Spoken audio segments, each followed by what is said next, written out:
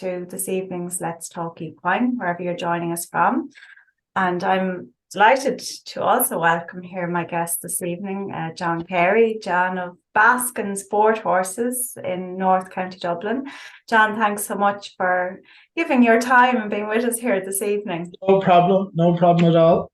You're ready for knowledge exchange and we'll see how it goes. Telling your story. Yeah, exactly. That's what we're about this evening. So yeah, I really appreciate everybody who's giving up their time this evening. It's a little bit wet and murky here in County Galway this evening, so I don't know how it's like with you over there, John. It's heading this way. It's not too far away, I think, at the moment. Yeah, so get the kettle on beside you there and sit tight for the next hour or so, and we look forward to chatting with you, John, about your breeding program and kind of what you're at there, in the sense of the different kinds of mares that you have and some of the youngsters that you have on the ground at the moment as well too. And we just have a little bit of a chat as well, kind of about the different ways in which you are involved in some of the mares as well. I think might be interesting for people to hear about this evening too, So I suppose like the intention as well is also to touch a little bit on some of the breeding technologies that you are utilizing as well as part of the program. Yes, that we brought on lately. Yeah. And we'll get into a little bit of that when we run through the various examples of the mares. And I suppose what I really want to say to those that are tuned in with us this evening is that if you haven't been with us before, the way this show runs is that we'd love to hear from you and we'd love to have your involvement in the conversation this evening. And if you have any questions or even comments that you'd like to share or input into the conversation, then please do send those in using the Q&A function that you should find on your screens. Please, the chat function, if that is something that's visible to you, that should be disabled, but sometimes some people try to use it and get a bit frustrated. So please use the Q&A function that is on your screens. So John, I suppose, maybe to start with a little bit about yourself and kind of, how you've come to be at this stage of your life doing what you're doing. And, you have the interest in breeding, but you've also been over the years active as a rider and as an agent, and you have a livery yard there and riding school and different things going on there. Maybe tell us a little bit about that and a little bit about maybe the size of the farm and a bit of context in that regard. Well, we started, I suppose, first of all, in ponies a long time back now, and competed ponies, I suppose, up to open level. And then kind of went from that to Irish Kellets, did teaching exams, the BHS AI exams, and then afterwards the BHS II exam, and kind of competed horses along the way. Did a little bit of buying and selling. When I came back from Kellets, then we opened the riding school, Concili Riding Centre at the time, and that turned into quite a big business. And I suppose the riding school then was a feeder for the livery yard. And then the livery yard, we bought and sell ponies, cobs, pleasure horses, jumpers, whatever, to the customers. So, and all the time then I built up a few contacts abroad. And I used to do agency work for, say, Enrico Bedroni in Italy, John Paul Mazet in Belgium, who I still do a little bit with. And then also a lot of ponies abroad to England, a few international ponies, a few trade ponies, all sorts of things. And then I suppose down the line, then when myself and Sarah got married, we 26 years ago, she always had an interest in the breeding. And I suppose we fell into a few mares then after that. Not very serious at what we were doing and not really knowing a lot what we're doing. I'm not saying we do now, but we made a lot of mistakes and we're still learning. And I suppose then when I stopped competing, I suppose it would have been maybe 2008 or maybe just after that. A few mares we had sold abroad, they came back, one or two that jumped internationally, and we started to breed with them for clients that we had dealt with.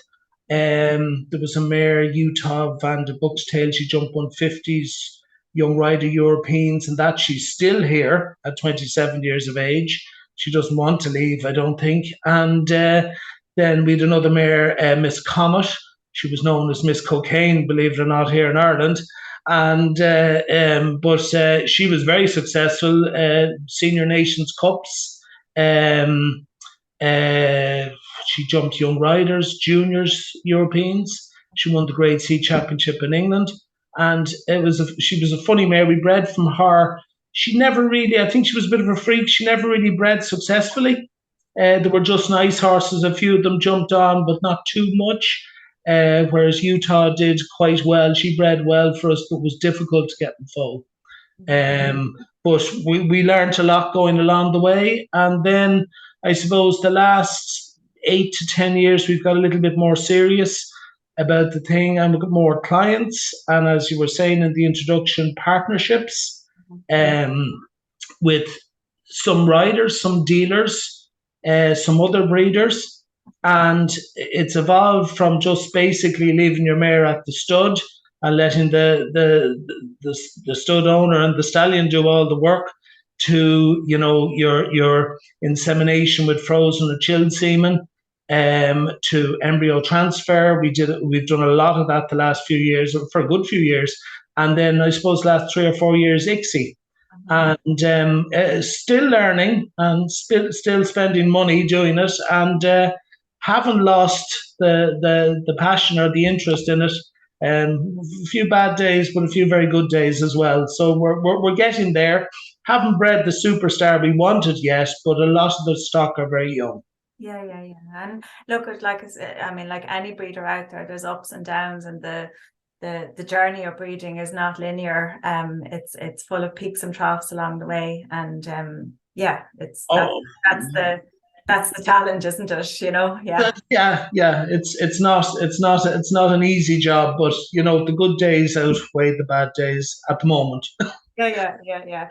And just before I start a screen share here at this end, I suppose maybe as well the fact that you were also somebody that rode and close to the sport, and you still have a great affinity for the sport, and you like to be ringside, and you like to follow the shows and follow the jumping and all that. That complements your other interest now, which is the breeding as well. Oh yeah, because I suppose the horses I rode to national level, and that you'd have them in your mind, are ones you sold abroad, nice young horses. You'd be looking for the same thing, same characteristics or movement or technique in the young stock you breed. You'd be trying to breed that, or picking your stallions for your mares, something that you really like. And I suppose that's an angle that helped along the way in the picking of the stallions and the mares, because we've always tried with all the mares. Now we've say 12 or 14 brood mares, but the ones we're going to talk about tonight will be the very well related or have produced well. But we try to have everything we have for breeding can jump. Is either has done it or has the ability, and maybe well related or well bred. They might necessarily be well related, but by recognised stallions. Yeah. So we might as well get in and go through some of the examples and have a chat about the mares themselves. So I get a screen share going at this end, and you let me know that you can actually see it okay. I have to do a little bit of work here to get your screen back up on my end as well. I have to find where to do it again.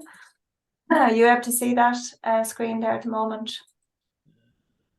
Are you able to see the PowerPoint at the moment, are you? Yeah.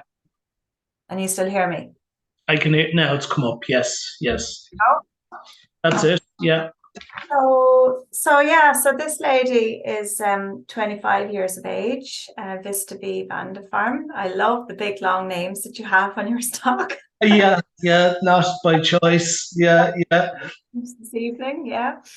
So do you wanna kind of tell us a little bit about this lady and how you came to have her and kind of what the highlights are of her?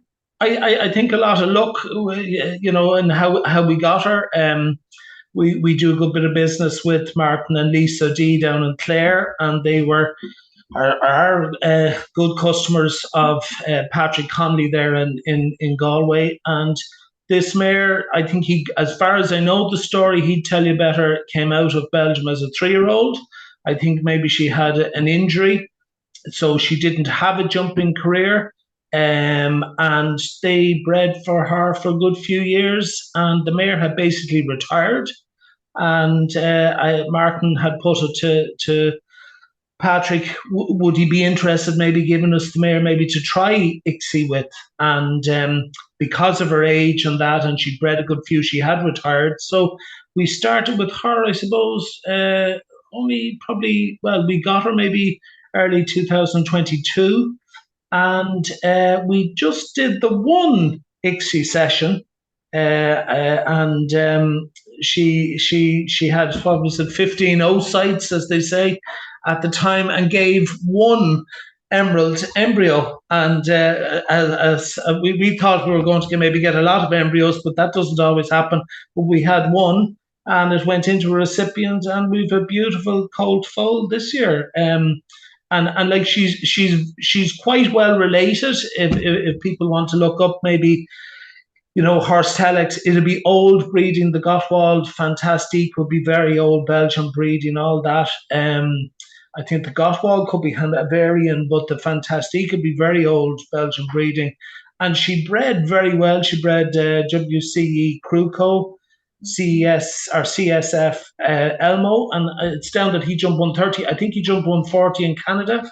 There's WCE Falco, obviously a full brother of Cruco.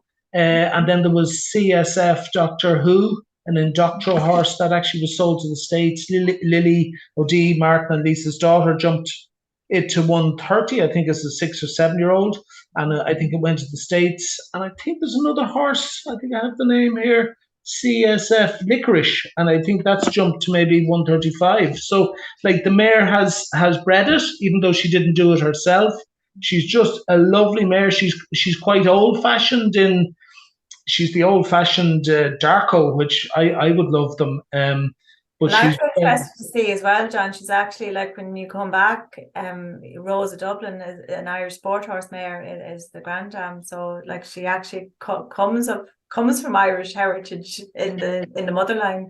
Yeah, when I think with a lot of the very old stock, that can be the case from abroad. There could be thoroughbred or some other breeding along the way. But Cruco was, I think he could have been a little bit quirky. But I think a lot of the top horses are, but had all the ability. Now, I didn't see, I only saw him at shows, saw videos, and he certainly had all the ability. You can see he's a little bit of a character there, but yeah. And again, look, some of the cruisings could be a little bit like that, but I think that's what made a lot of them very good anyway. And you opted to go with Emerald with this one. Yeah. And we're very pleased. He's only 2 months old, the foal. He listen, everything went to plan. He had a lovely recipient. That's him just in the indoor. I think he was very young there at the time. He's very active. He's probably a quality half-bred model. Super temperament, like the mother. We're very, very happy with him. Now, the plan, Martin, Lisa, myself have him in partnership. So the plan would be we'll keep him and produce him. And listen, he could even be kept as a stallion down the line. Look, all those decisions have to be made. I wouldn't maybe be, it wouldn't be my thing to what stallion quality. I just know he's a lovely foal. As you can see, he's a great canter. He's active. He's light, and he's very easy to do anything with already. You know, he's not he's not a slob. He's a very active foal, but he's interested in people, and he just has lovely characteristics at the moment. So we couldn't be happier with him at the moment. So we've to keep him alive and well and produce him and give him a chance down the line, particularly out of the mare he's out of. Yeah.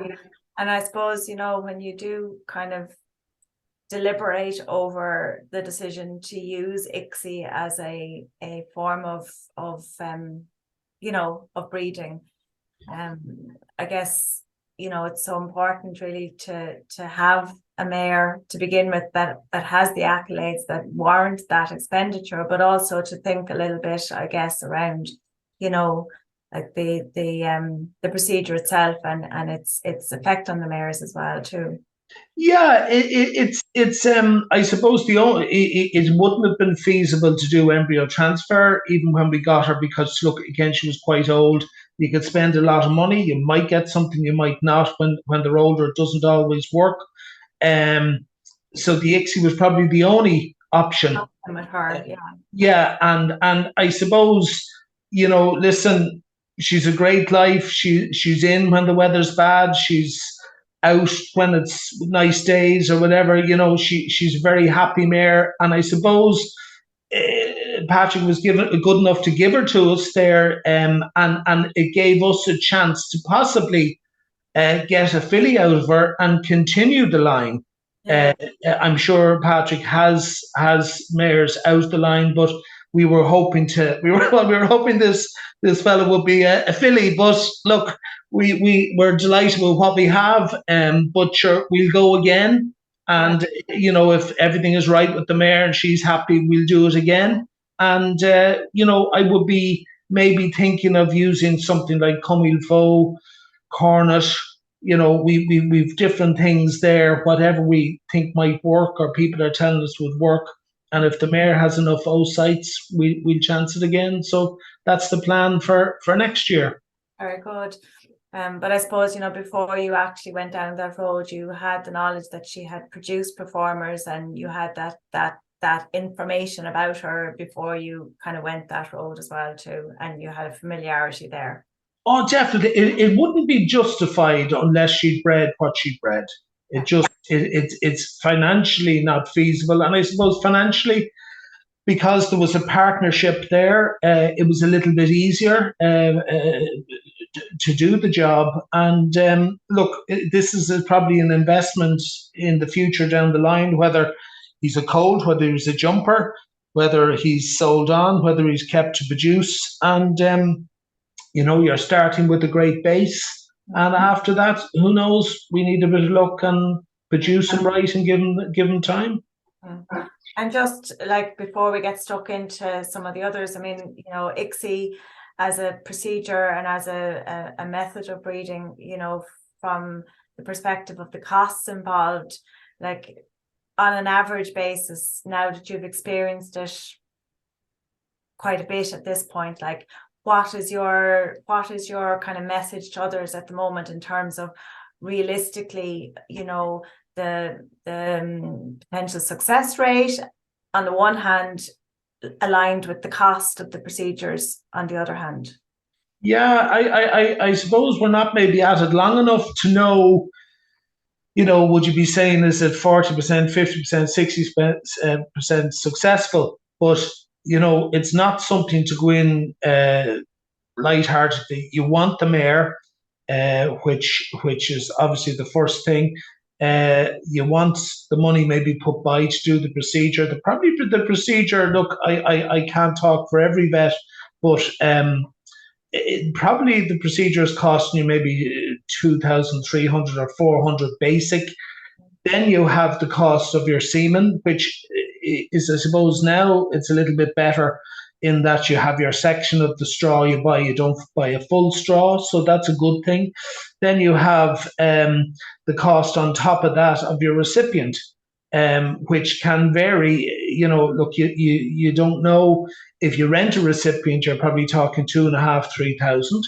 And that will cover for the pregnancy, the 11 months, and then the 6 months with the foal, and then you hand it back after that.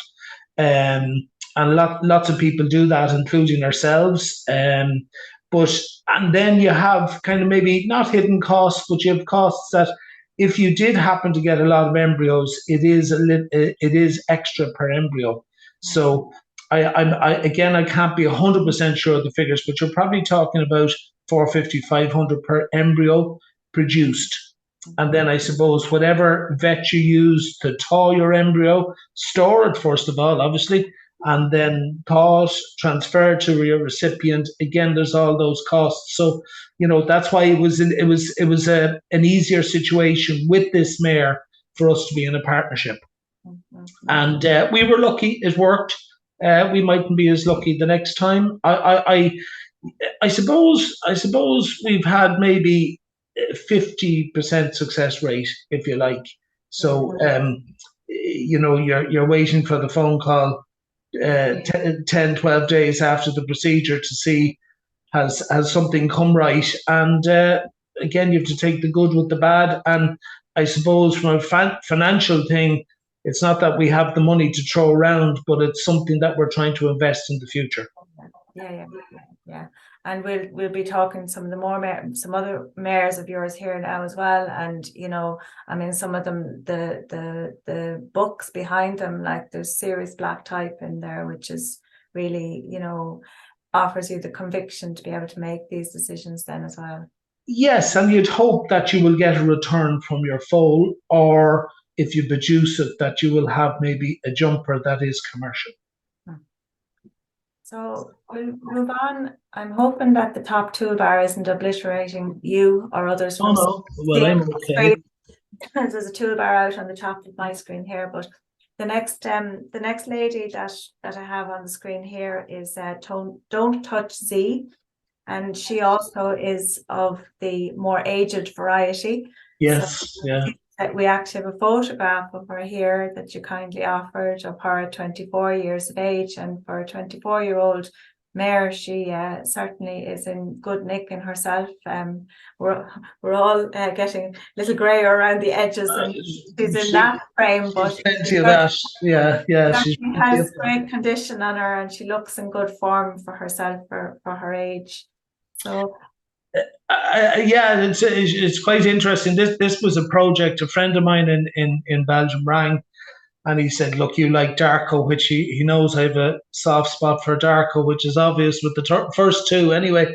And he said, "Look, I know this mare. She'd a folded foot, like at I suppose what she 23, and it seemed to be a very nice foal. But even in the pictures, she didn't look in great condition. I'd say it was a step too far from her."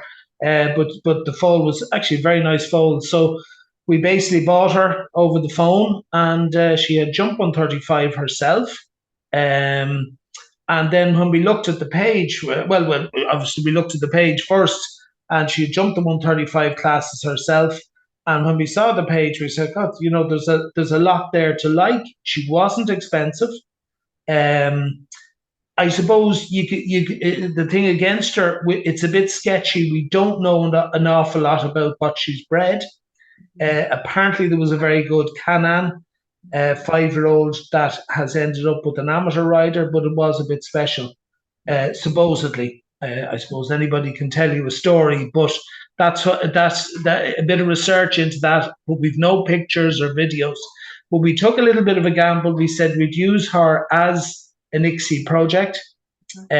We did try her with Comilfo this year. She didn't have a lot of oocytes. I suppose for people that maybe haven't gone the ICSI route, you would be hoping to get, to explain it a little bit better, to go the ICSI route, you probably want 10, 11, 12 oocytes when they're scanned, to maybe get a chance of return of a couple of embryos, or 1 or 2, 3, 4 or 5, who knows, or nothing. And it was getting late on. We chanced it, and she had only 6 or 7. It was probably a gamble with her age, and we got nothing. We just said, "Look, we chance it." She's had a great summer now, and we'll go again. hopefully over the winter or the spring.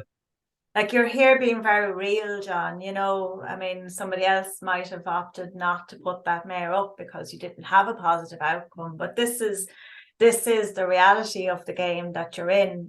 Sometimes it works and sometimes it doesn't, and whether it works or it doesn't, there's still costs involved and there's still expenditures involved. Yeah. Look, listen, the vets, the labs that are involved, the transports of the semen, or the oocytes, the transport of the embryos, if you get them, it all has to be paid for.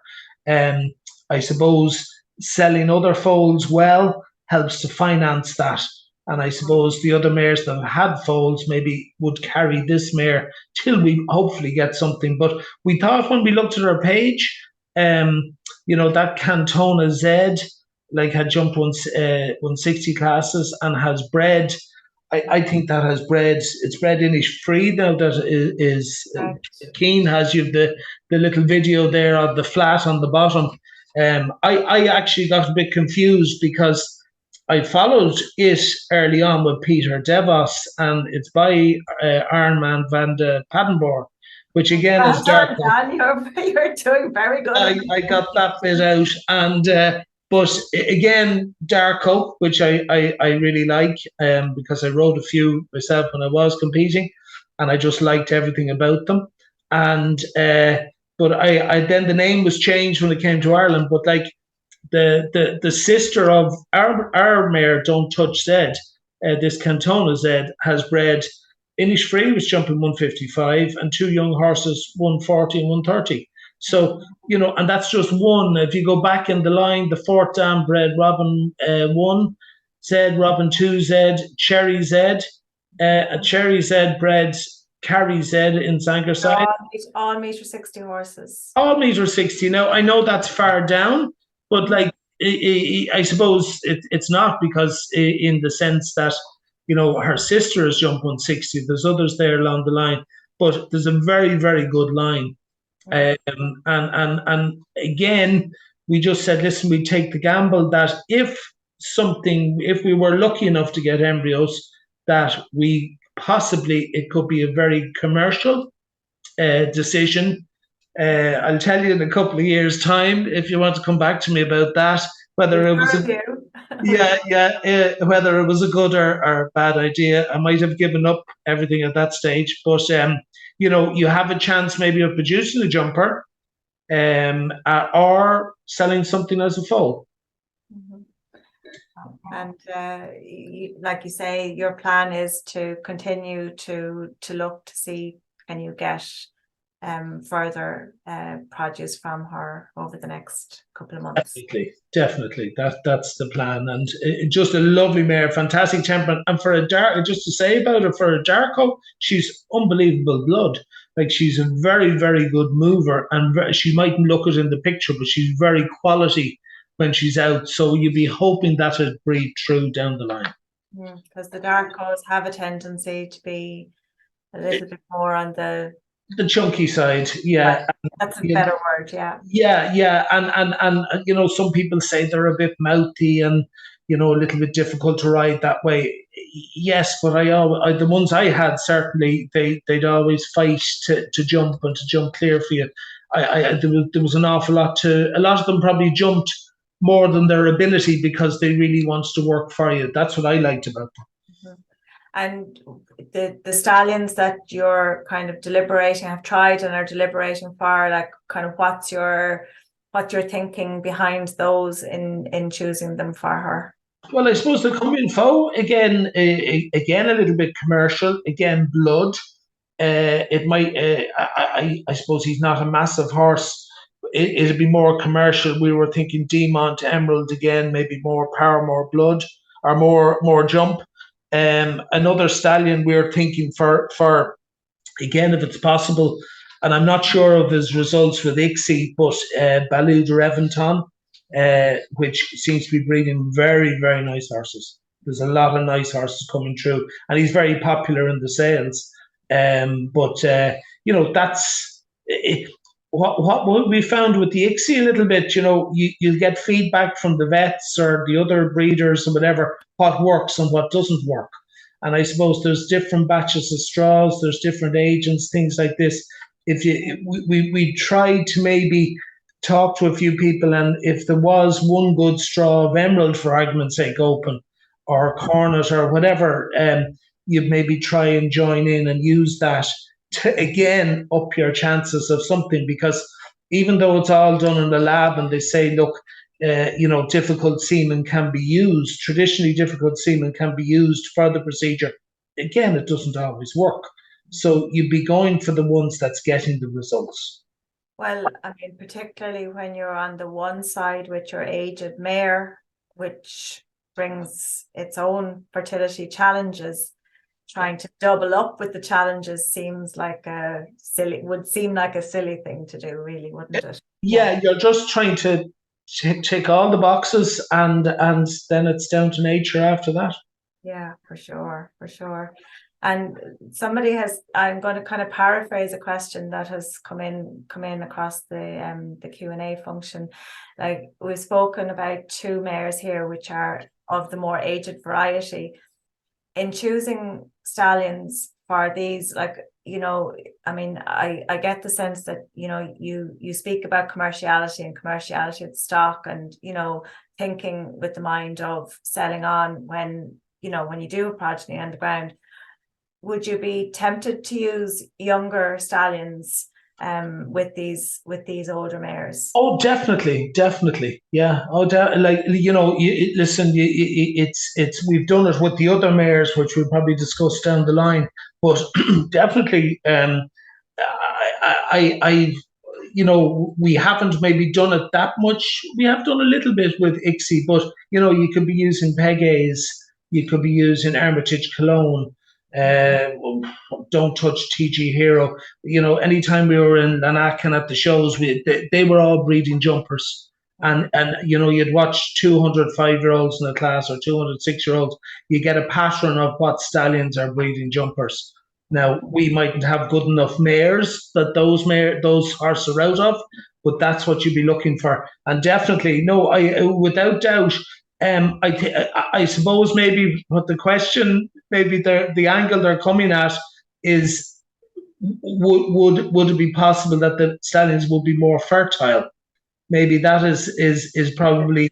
That's part of the question. The other part of the question is around, I suppose, the as you kind of breed forward, the hope is that you're improving with the genetics as well too, and that you're advancing the breeding, and definitely. And we're not stuck in dark ages of I have the Darko mares. I'm mad about the mares, and I'm lucky to have them. But there's lots of other stallions coming on, and definitely I wouldn't be against it. Does it up your chances with ICSI? I don't know. That's basically. I'll tell you in a couple of years' time. It certainly would, as regards embryo transfer, insemination. Sometimes frozen semen, sometimes not. But I'm not sure with the ICSI, but I certainly would not be. I'd be all for it. Yeah. If there was something I really liked, I'd jump at it. Very good. So we'll move on to the next mare. This lady is not of the aged variety. No, everybody'd be surprised. Yeah. She's a mere 7-year-old, if I've done my maths right. Yes, yeah. And Ivor Beatty Hatterbeak, I will try to pronounce her name. You have all these difficult pronunciations for me tonight. Yeah, I swear I picked them all. Yeah, a lovely mare. This is her here in the photograph, yeah? Yeah, she's Iron Man van der Paddenborn. I suppose there's a trend here coming along with Darko again, and getting predictable. And then out of a Canchuro Demont mare, a very, very good line. You go back there, the third dam. Okay. Her mother has bred well already, not fantastic. The second dam, Shriel de Kreisker, is breeding very, very well, and you see a lot of embryos frozen, and what would you call it, implanted embryos coming up online a lot in the auctions. And then you go back to Betty de Kruisker, which would be a fantastic dam line, in our opinion. Jumpy de Kruisker, all that kind of breeding there.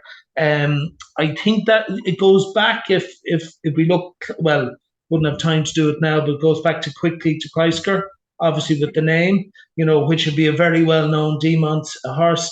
Sarah, my wife, she found this mare on a website, and we saw a video of her jumping, and we said, "Oh God, that looks very nice." And next thing, we contacted the guy. It took a while to get it organised, and she was only a 2.5-year-old.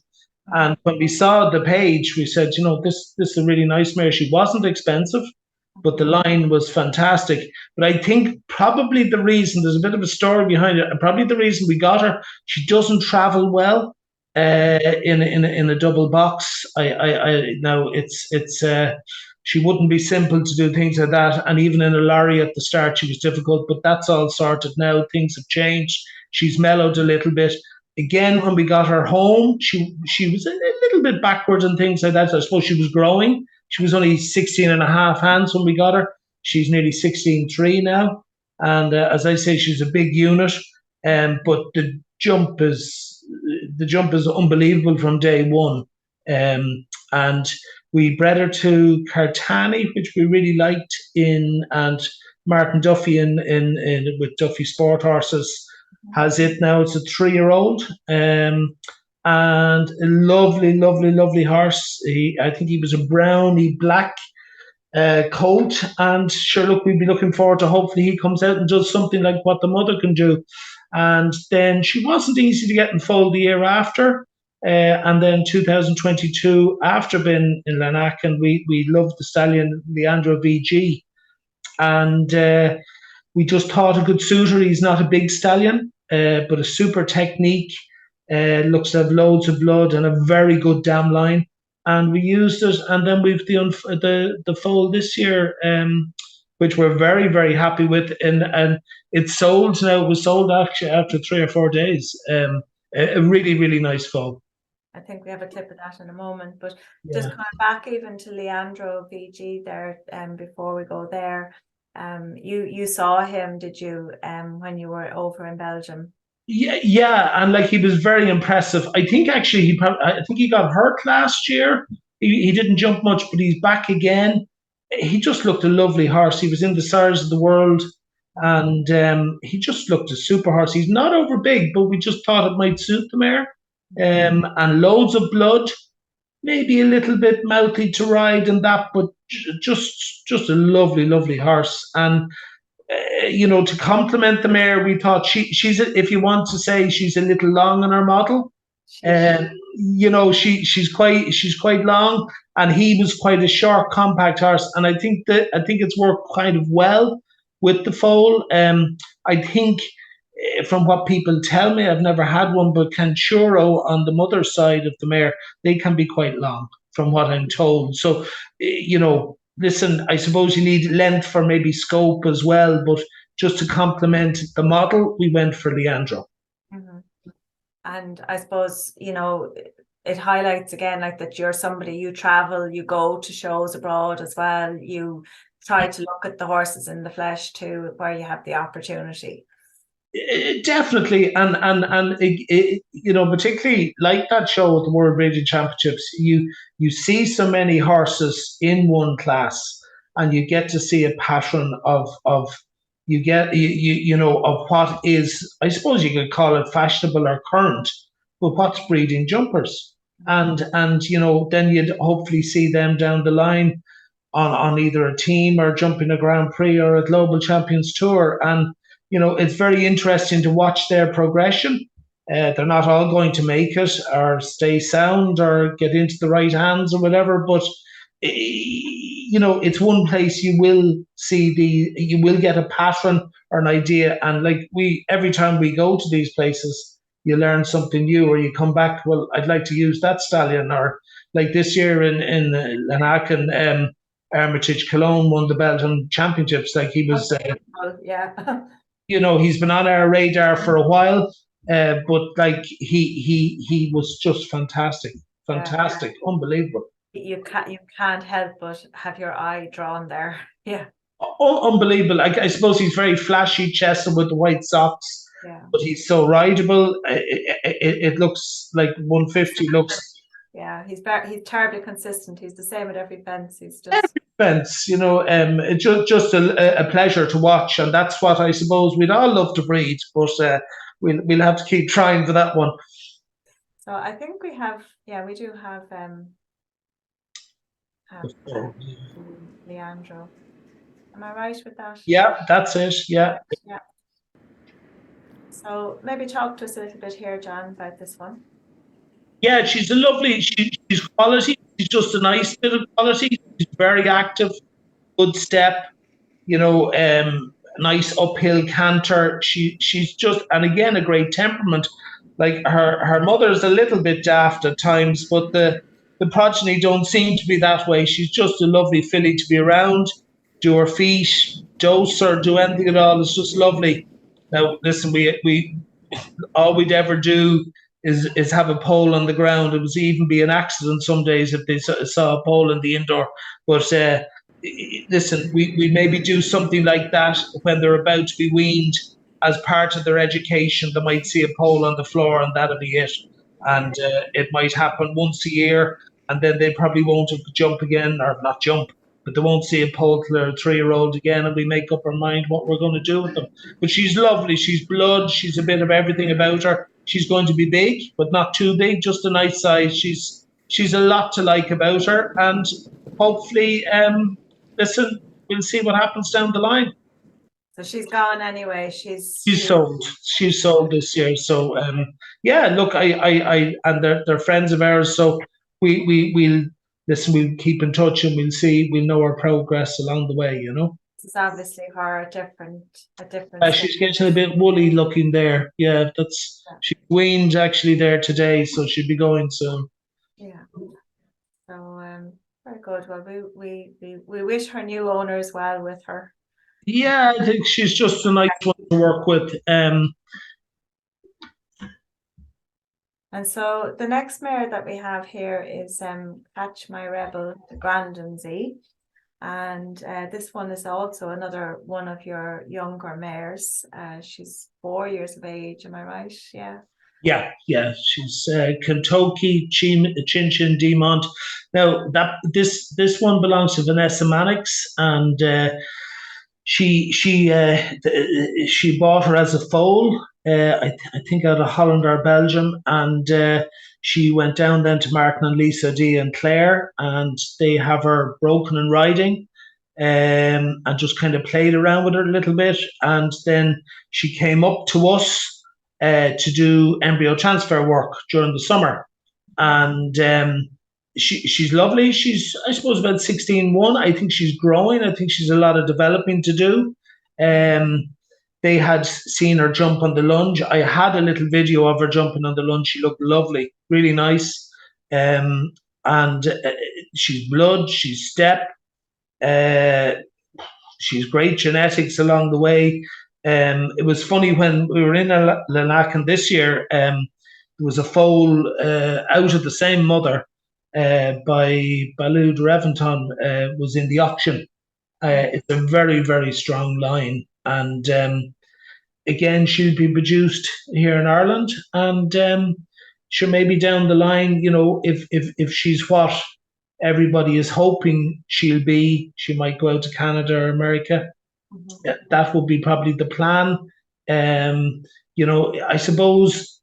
For those maybe, John, who don't there may be people who are not familiar with Vanessa Mannix, and maybe just to explain that and kind of how you came into that relationship and the benefits, I guess, of having those kind of interactions and opportunities to engage with people like that. Yeah, I suppose it was through Barry O'Connor, who only lives 3 miles up the road from us here, and Barry was chatting about the breeding, and he had always worked with Vanessa, and then Connor Swale would ride for her and train, as far as I know, trainer. And Vanessa is a very good rider herself, and she's competing on the circuit out in the States and Canada. So And she's at the top of the sport, Nations Cups, the whole lot. She's done. yeah, and she's a few. I suppose the down the next. I suppose the next few sections it'll get on to more of her mares, the older mares that have retired here to Ireland that she competed up to 160. And it's great to do work with her. And but she bought this foal anyway, as I suppose it's another, what would you call it, very good dam line. So it'd be another great breeding option. Because any of her foals, as far as I can see, they like to keep them for the sport. It's not something to be sold on necessarily. I suppose maybe if they had a lot of embryos or were lucky enough to get a lot, they might. But it's something they love the sport, and it's something that they'd hope would go on in the sport. And I suppose again, you're buying great genetics, and she does look to be quite exciting at the moment. So it was funny when she came. We just did the vets did a few scans, and we everything kind of went to plan, which isn't normal. And she was inseminated to Untouchable. We thought they were very keen to use Untouchable, and she gave 2 embryos on a flush, and both were frozen. So one is kept till next year, and then the other one is in a recipient, and I suppose 80-90 day pregnancy at this stage. So it's which is very rewarding, and I suppose and exciting. The mare can go on and have her career, but doesn't have to carry the foal, which is fantastic. And you can have something coming along if she turns out as good as she looks. Mm-hmm. And again, I suppose with these younger mares, you're doing ET, and like looking at the cost base of that as against the cost base of ICSI. How would you explain that to people? Yeah, it's I suppose. Listen, I suppose it differs from vet to vet. You with the embryo transfer, you have the cost of obviously getting the mare cycling or checking the mare. You have insemination, then you have flushing, then you have transfer the embryo. I think.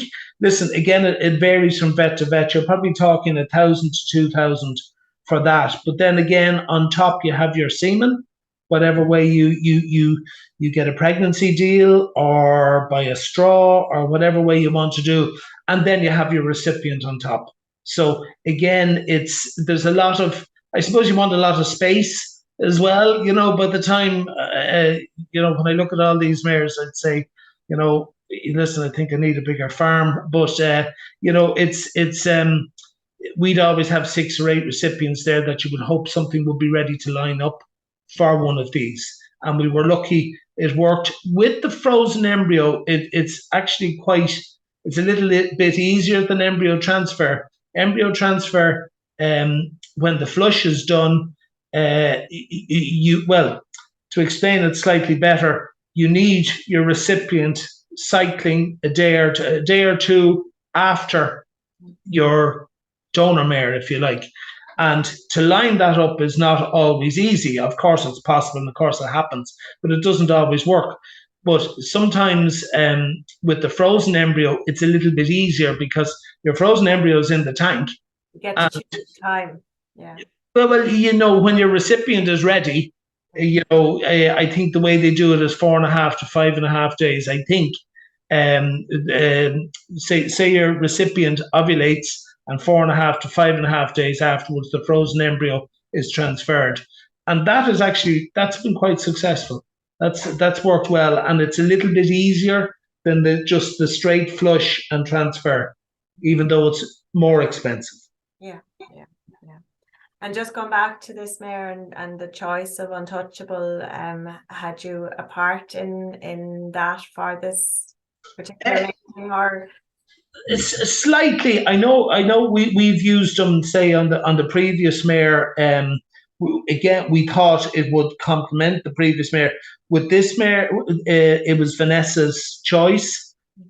She's obviously seen something out in Canada or the States that maybe they're coming through or whatever. And I was delighted that was the choice because the semen is top class, and it made our job and the vet's job a lot easier. Um, Whereas if something else could be difficult, it's very good semen. So it worked, and listen, hopefully we have a nice foal on the ground next year, and we'll put another, we do another transfer of an embryo next year. Yeah, very good. We look forward to hearing about that, John. Yeah, it'll be interesting, and it'll be one to watch. She's a mare to watch because she does look exciting. Yeah, good stuff. So the next one then is Caroline. Caroline. Name. Yeah. Caroline, sheep casting. Just call her Caroline. Yeah. Caroline will do me fine as well. Yeah. Yeah. So Yeah. we're back up the age classes here. So this lassie is 21 years of age. Also another interesting mare. Talk us through her, John. Tell us how you, her story a little, and how she came to be involved with you. Yeah, again, it was through Barry, and this was actually when the initial conversation happened, and Vanessa was thinking of getting into the breeding, and this was the first mare that came to us that we did work with, and I think she jumped with Max Cooner first of all, and then she went to Vanessa, and she jumped the big classes. She's very workmanlike mare when she was in the ring. She just looks to have loads of jump. Sometimes maybe if you look at the videos and analyze them, a little open in front and that, but wants to be careful, but looks to have a lot of jump. And the first time we did any work with her, I think, it was around the time of the horse show. I think was it 2019, maybe. I can't just remember. And it was very funny. She gave an embryo on the Friday of the horse show to Sirocco Blue on an embryo transfer. And like 2 weeks later, she was jumping in Italy and was placed in the class. And then 2 weeks or 3 weeks after that, we saw her son jumping in Glanakin in the Belgium Championship. So it's kind of fascinating when you, even though it's not our mare, it's nice to be involved in something like it. She gave the embryo no problem, and she had bred the two Darkos, which I think you have a video of another one afterwards, and she'd be quite a well-known mare, and just a lovely mare to work with. Not over big, 16.5. So this is the mare herself, and this is one of the progeny. This is the Giovanni. You can pronounce it in your head, the rest of it, everybody. Yeah, just read it. Yeah, it's and I think both of them are by both the sons that are jumping. Both Darkos. Both Darkos, and she's quite a strong mare herself, but it seemed to work. The mix obviously worked, he looked a good horse. As I say, we saw them in Belgium, and I think he jumped for 4 faults each day, but looked a very, very easy horse. Went through the start, through the finish, did his job, rideable, loads of jump, big horse, and just looked lovely to work with. But she retired, I suppose she maybe retired the year after that. Maybe 2020 or whatever. It just a lovely mare to work with. And it's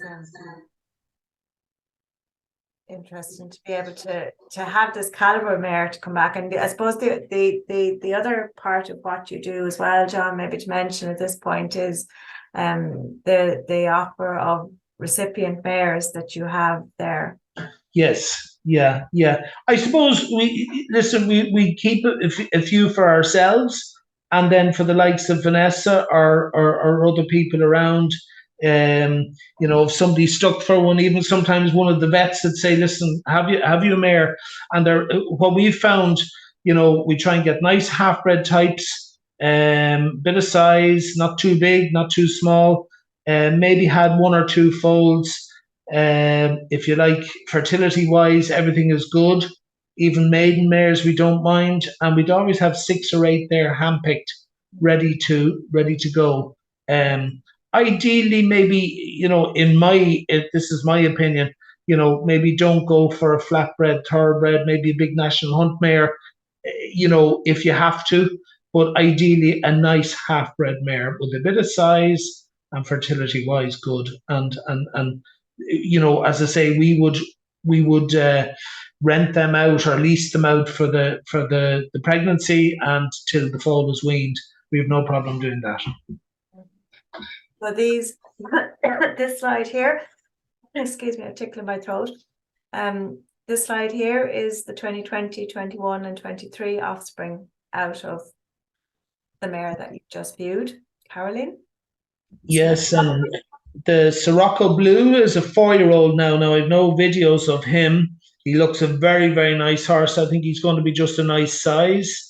I haven't seen him jump, but he looks to be a lovely, lovely horse. There's a Big Star colt. Again, he's going to be big. And look, he obviously hasn't done anything yet. He'll start doing a little bit of work probably next year. And then this year, she had a lovely Teagasc colt. And sure, Teagasc is all the rage, and sure, I think did he die last year? But again, I suppose the semen is very good quality, and I thought he would certainly enhance what the mare. Now the owners were very, very happy to use Teagasc, but we had a little bit of input into that, and I suppose another good thing that the semen was very, very good. And we'd seen a few, and there's a lot of talk about his stock, and we'd seen a few foals that were really nice. So, she's a lovely Teagasc colt this year. And then I'd say next year, we'll do embryo transfer, and will be the plan with her. I know she's getting on a bit, but she's quite fertile. Mm-hmm. And John, like, in terms of, making choices around the type of semen that you're going to use with mares as well, do you have more consideration, we'll say, when you have the ones that are made, like, I know you're doing the ICSI with the very much older mares, but the ones that maybe aren't quite there, that they're getting on, but they're not at that level. Like, do you think then, well, maybe I won't use frozen and I'll stick to chilled? Or do you think about that? Does that come into the conversation between yourself and Sarah with those mares? Well, definitely, and I think the vets are probably delighted as well that we haven't gone the frozen route or bought one straw that's a bit, not easy to work with or whatever. But definitely, and I suppose going back to the previous question that somebody had, that's where you would be using, say, a nice young stallion that you really, really like. You're giving the mare every chance at her age. And, that can be also a good commercial decision, that if he's up and coming and he's breeding nice stock and he's performing well himself, maybe he's jumping Grand Prix by the time your foal is on the ground, or it's a 3-year-old. It can be a very good thing. But definitely I would be, I suppose, to answer your question, you would be making your life a lot easier using good chilled or fresh, and not the frozen. And if it's possible, but I suppose, we'd always have these ideas, we're going to use this and use that. That's what stallion you want as well, yeah. Yeah, and then next thing your mare, you want to get a stallion from Belgium or Holland or Germany or whatever, and next thing your mare cycles at the weekend and needs semen on a Sunday morning. It's not going to happen. So you have to go to plan B. So you have to use your frozen or your local stallion, which is, look, listen, there's plenty of good stallions here in Ireland. But it doesn't always work the way you want it to work, that you have to have a plan B or a plan C. if things don't go right and the mare doesn't cooperate. And as I say, you need semen in a hurry on a Sunday afternoon. Yeah. There is a question in here from someone. I am a little hesitant in asking because I kind of feel like it's, it's a question that is relevant to, what the mare is to begin with, because somebody's asking around, the preference younger stallions or preference older stallions that are standing here at home. We don't really kind of get into sort of, advocating to go one direction or another without really talking about what the mare is to begin with. And, it's difficult for anybody, I think, really to sort of say, this or that without knowing the base that you're coming from to begin with. Yeah, I don't understand you. What are you saying? That what's kind of the question or the angle? The question is around what are the what would be your younger stallions of choice that are standing here at home, or your older stallions of choice that are standing here at home. But I think that's a reflection of the mare that you're using to mate with as well. I mean, your Oh, definitely. Definitely. And listen, this year we've used stallions here in Ireland. I'm not just advocating everything from abroad. It's nothing like that. Like we've used Casper 232 this year. And we've used Vivant. Vanessa, one of Vanessa's horses is with Kennedy's. What's he called? Grand Cru. He's breeding beautiful stock down there. Like there's lots and lots of stallions here. And look, we've used them. We've used a lot of Drummahound stallions. We've used Corporal when he was there. We used, as I say, Casper this year as well. So there's lots of and young stallions. Yeah, I suppose the purpose of this exercise really is looking at the type of mares that you're using as well. And, I suppose the conversation is arising from the mare end of it. And I suppose the other thing too, listen, sometimes it's out of our hands, that decision. So we don't always, as I say, we've used plenty of stallions ourselves here in Ireland, but it's not always when you're in partnerships or you're working for somebody else, you basically do what the owner wants. Yeah. And I suppose, like in essence, this whole conversation this evening is highlighting to people at home, I hope, the depth of the dam lines and the back performance that's in the mares themselves, and like obviously you're also someone that you have the capacity to judge the physical attributes of the mares as well too. And that's really important in the equation as well. It's not all just about, well, let's put X, Y, or Z stallion into the equation. It's very much the mare base that you're working with at the same time. Oh, definitely. And it still doesn't always go right, But anyway. Absolutely. So we'll move on to Valerie for the moment, because I'm watching the clock as well at this point.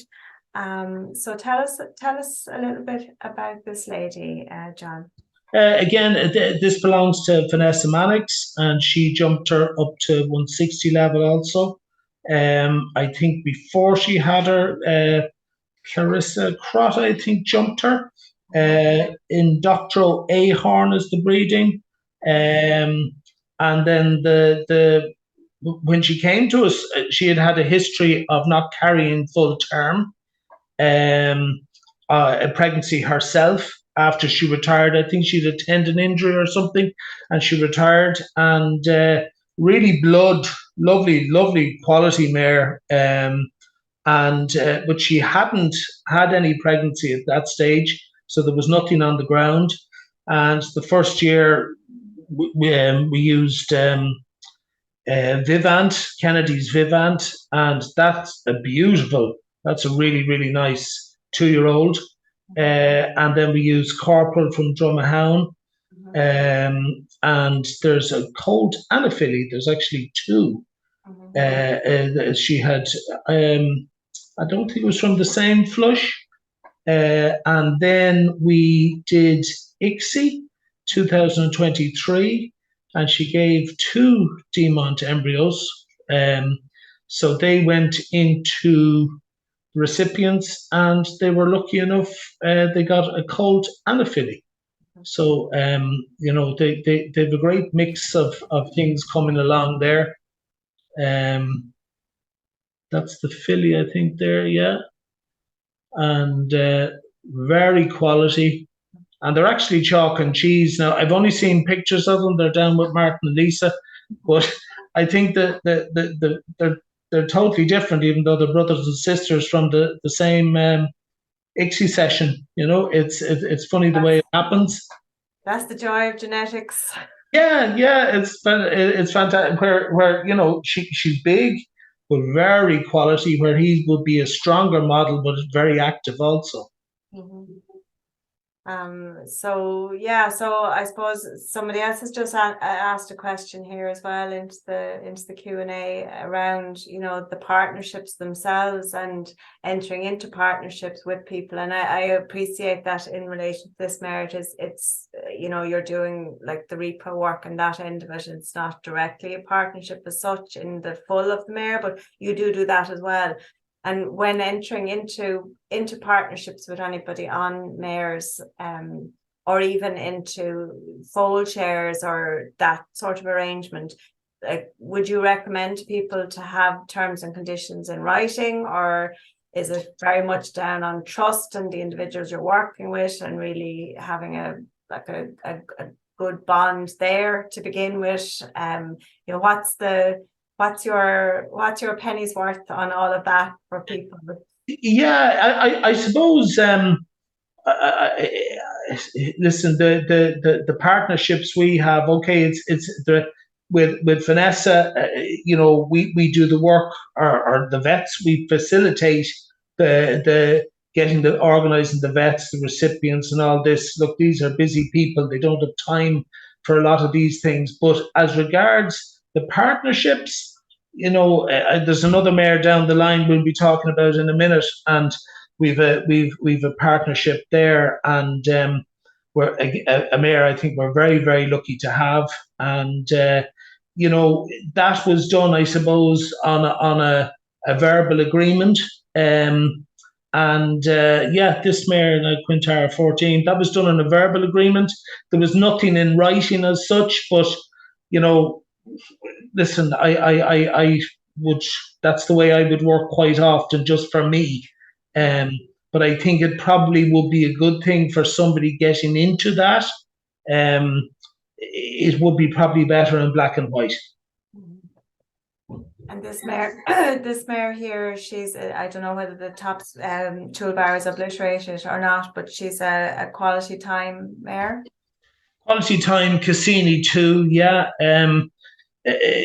She listen, again, a fantastic dam line. Her mother is bred Quintini of Watchman's, which I think did it get was it a silver or gold medal at the Young Riders, was it this year, I think, or Golden, I think, yeah. Oh yeah, and has jumped a lot of very big classes. It's by Quintender, Contago, then a corner to Obolensky, out of the mother. That's jumped 160s. The video here now is we only had the mare a very short while, and I think it was a 110 in Cavan. And listen, all the jump, she a little bit, the ride was a little bit, she'd covered too much distance down the line, things like that. But loads of ability, quality, careful. She's a big mare, like she's nearly 16 hands. Gets a little bit disunited in her changes and things like that. That's improving all the time. And Isabel, my daughter, has jumped her up to 130. And listen, it's just a lovely, lovely mare to work with. A lovely mare. And I think we're very lucky to have her. Stevie Mackin owns her.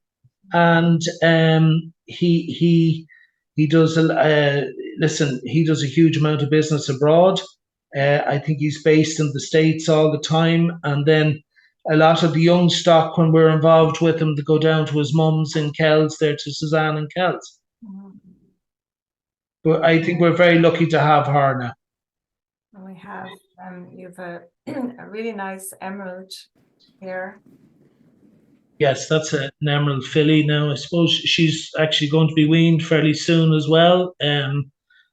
Lots of quality, and great step. That's with the recipient there, and just a lovely filly now. A nice bit of attitude, not anyway bold or anything, but sharp, nice bit of sharpness, great reactions to everything, and just again, just going to be a lovely size, quality. I think Emerald worked very well with her, and look, we're delighted. We I suppose our options with her was keep her and produce her and breed from her, or sell her completely, or put her in a sales or something, or sell her privately. But what we did, we sold. We've a partnership with somebody else. We sold a half share, so we'll keep her on and produce her. They're like-minded people, and look, we'll see what happens down the line. Mm-hmm. So again, another format of how partnerships can work and how you can engage with others. Yeah, exactly. And we're all trying to do the one thing: breed a jumper or produce one. And again, coming over to the 2022 individuals here, I know we were talking earlier today, and you were saying this one has gone to Jenny Rankin, and these also have gone into good hands. And it's great when you have the opportunity to put animals in the hands of those who, hopefully that they can put the right work into them to begin with if they stay with them, or that they will equally have the type of contacts that they'll end up in the right kind of hands as well. Yeah, I suppose the way we look at it now, the two Teagasc are down, Stevie and Suzanne Mackin own them, and they look really, really nice, and again, great quality. But the way we look at it is if they get into the right producing hands and they go on and are produced properly, it's good advertising for everything else out of our stock if they go on and do their job and do it well. So, it's great to work with these people that are out there competing. They want to go to the shows, they've access to the shows, and they might even go on a sunshine tour or something down the line if they're all good enough.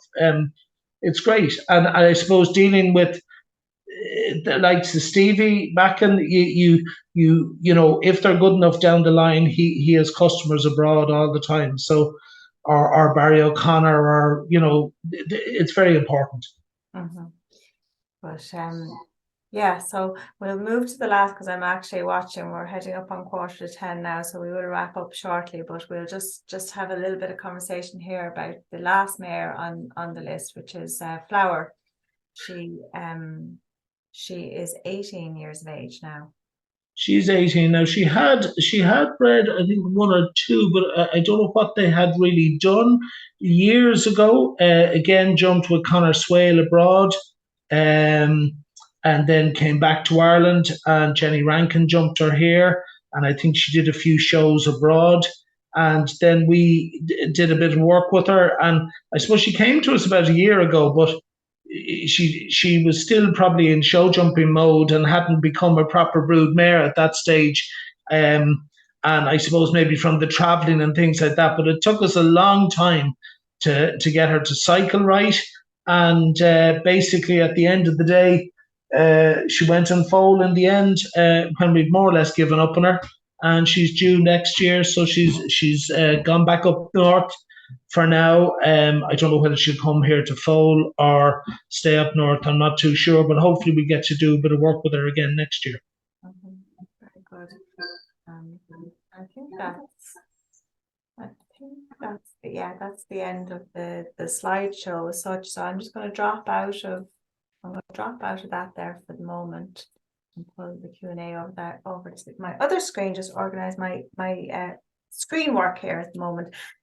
So yeah, like I suppose it's a bit of a kind of whistle stop tour of the type of mares that you're working with, B, the variety of, I suppose, methods of breeding that you're using, and you've also kind of highlighted the ups, downs, pitfalls, it goes right, it goes wrong, and all the rest of it. And Yeah. and I suppose as well, you've highlighted and identified different ways in which you engage with other people to manage the enterprise as well too. And I suppose one question maybe that I would put you in, kind of in the overall sense of looking at all of these different kinds of relationships and approaches. Do you think, like, if you're looking at it in the sense of, if you were trying to do what you aspire to do in breeding on your own solo, do you think you could be in the same position as where you are now? Like, do you think it's possible for people to go at all of these kind of expensive reproductive techniques and what have you, while keeping the operation commercial and economically viable at the same time, without working with these kind of partnerships that you have involved as well to support it all? I think it is possible if you can get into those good mares. I think it's definitely possible. We're just very lucky that we fell in with these people or got involved in business. But I think it is possible, again, if you have the good mares. Maybe a mare you owned that competed, that got an injury or was very well related, or you bought a foal or whatever, and either produced it to a certain level and it established its own, if you like, good line, or was well related. I think it is possible. It does take time. Yeah. It's a work in progress, and it's a labor of love. Oh, totally. And we don't do everything right, but we're trying. Yeah, but I think it is possible, and it's only probably in the last few years with us that we're starting to see a return. Mm-hmm. Well, I wish both yourself and Sarah continued good fortune in what you're doing, and good luck with the mares, and good luck with the foals, and all of them between there and the years above them. I suppose before I wrap up this evening, just to maybe ask you, from your experiences over the last couple of years, what would you offer as parting advice to other breeders out there, or other people out there who are actually either are thinking about getting into doing kind of what you're doing, or looking to go that road, or that have kind of started along? What would be the nuggets of advice that you would give to somebody after the experiences that you've had to date? Well, I suppose, first of all, before you go anywhere, have the space to do it yourself.